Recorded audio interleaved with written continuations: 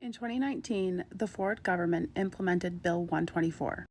Bill 124 is a legislation that caps all public sector workers' wage increase to a maximum of 1% per year for 3 years.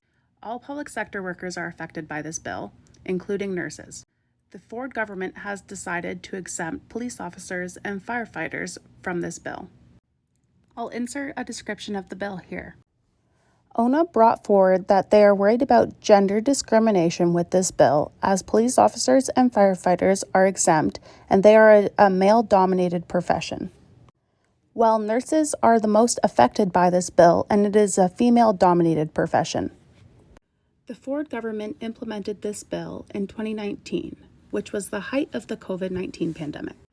At this time, the healthcare system was crashing and falling apart.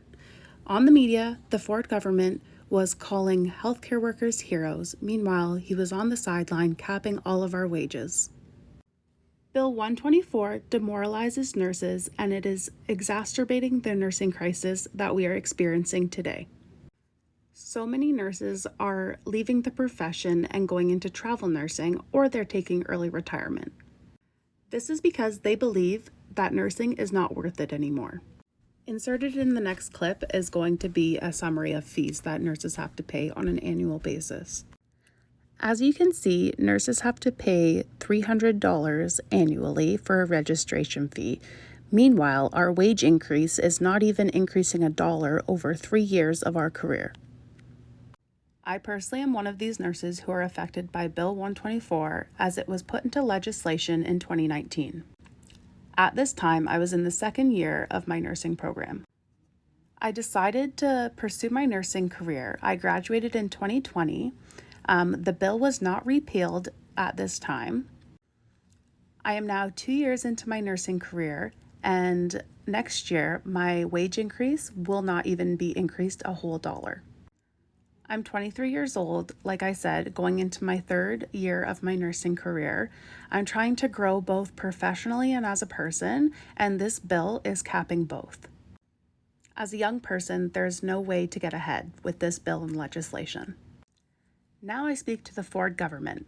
You are pushing nurses out the door.